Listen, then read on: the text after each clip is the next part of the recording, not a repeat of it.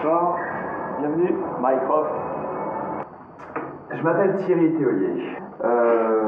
Depuis 2002, j'ai créé un réseau social qui s'appelle le Syndicat du Hype. Je me suis souvent présenté comme un artiste sans œuvre. Mon activité est principalement donc une activité d'art immatériel sur le réseau. Alors je deviens un artiste sans œuvre curateur avec ce thème très ouvert du NIMP. J'ai décidé de choisir donc Gwenaël Bilot, Marjolaine Sayex, Jean-François Sens et donc Fleur Martina. Alors il faut savoir que c'est dans la parole, dans la discussion et ma rencontre avec Fleur, que j'ai remarqué qu'elle a 26 ans, Fleur, elle est parisienne et elle adopte le parler, on va dire, de la jeunesse à Paris.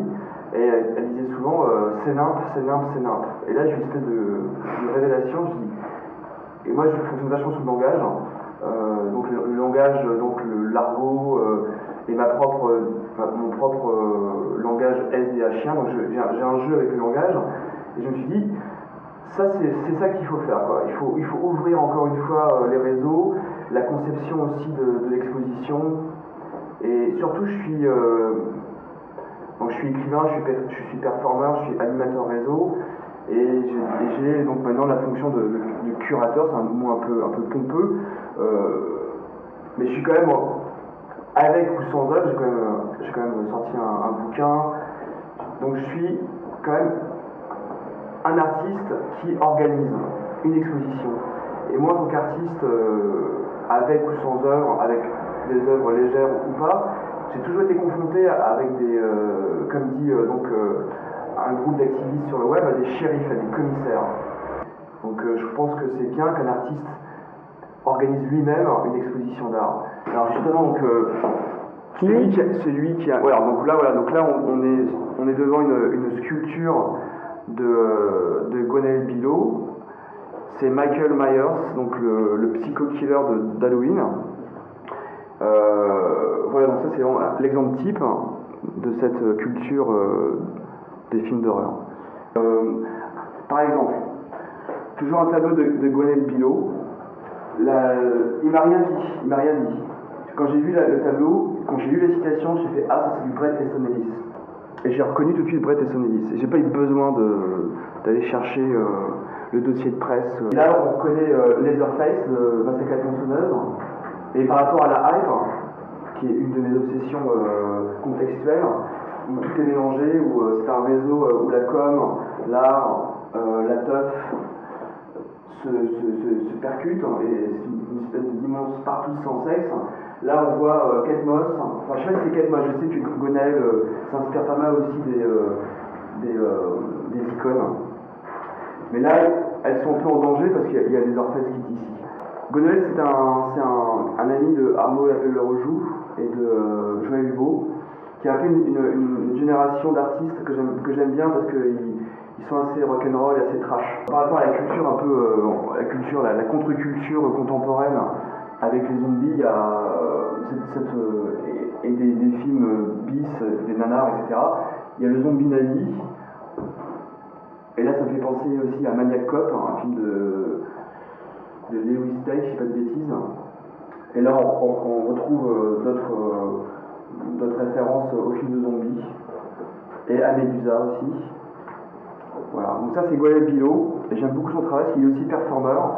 Je l'ai connu en 2002, il faisait des performances qui s'appelaient Hype. Il était habillé en gorille fluo en rose, et ça m'avait déjà pas mal intéressé à l'époque. Il avait les couilles de balancer une performance qui s'appelait Hype, parce que le mot hype il est très mal accepté par le monde de la hype. Donc on dit trendy, on dit... mais ils ont du mal avec ce mot, quoi, cette espèce de refoulement sémantique. Jean-François Sens, et donc là c'est plus graphique, noir et blanc. Et là donc il y a trois pièces qui forment un triptyque sur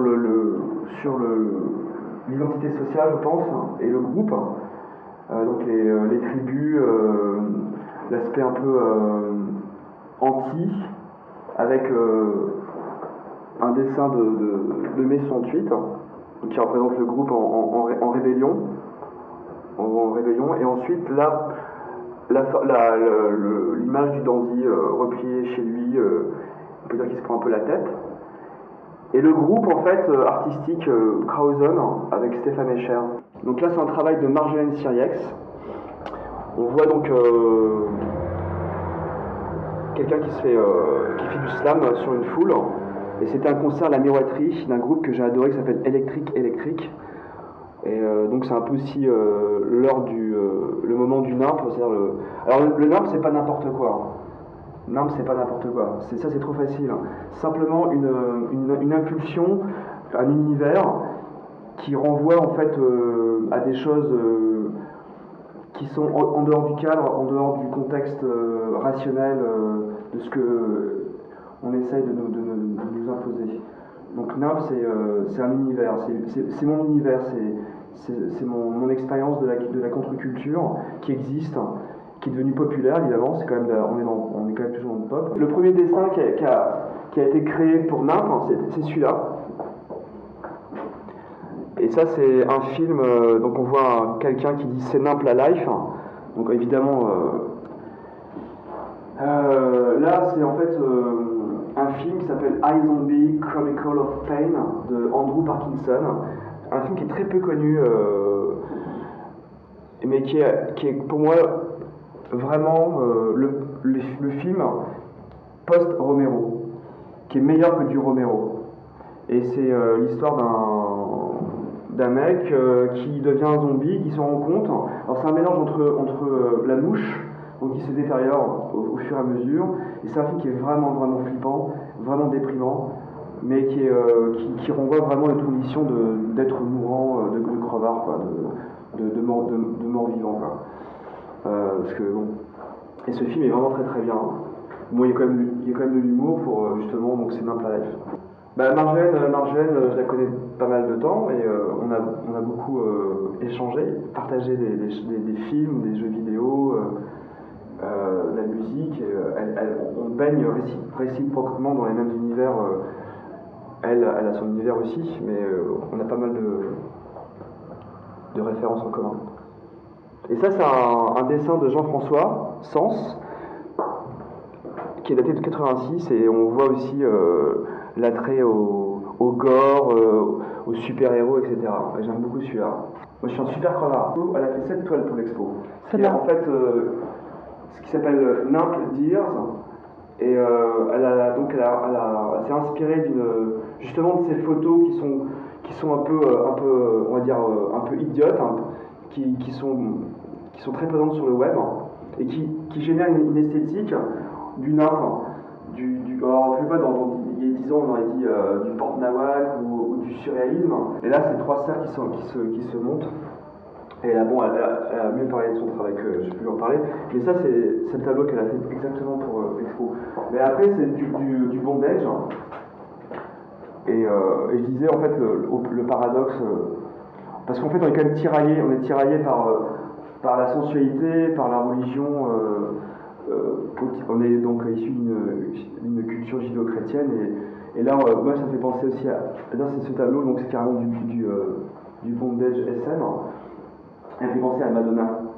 Je sais pas si elle n'est pas d'accord avec moi sur ça, mais on dirait une icône qui se fait donc. Et puis là il y a l'ange avec une tête de mort. Donc c'est aussi une ouverture du thème. Hein. Il y a eu la possibilité de tout montrer dans le grand NIMP. Et puis là, donc, il y a un petit napon. Voilà, donc avec un corbeau.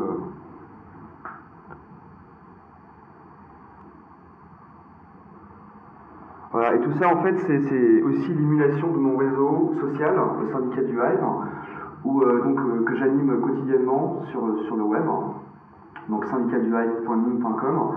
Et j'aime bien justement avoir une production immatérielle, donc à base d'émulation entre les gens qui se rencontrent, mais ces gens-là aussi peuvent produire, ça peut être des artistes, ça peut être aussi juste des personnes qui sont là, qui participent au réseau et qui, des fois, se trouvent un personnage. Donc c'est vraiment un art global, un art total, réactualisé à l'aube du web. Voilà, donc c'est une ouverture avec le web depuis 2002, quoi, et qui arrive maintenant à trouver des endroits pour exposer, et évidemment ces œuvres sont à vendre, et je prends un pourcentage sur les œuvres, évidemment, quoi. Voilà, c'est une manière pour moi de pouvoir vivre de mon art immatériel.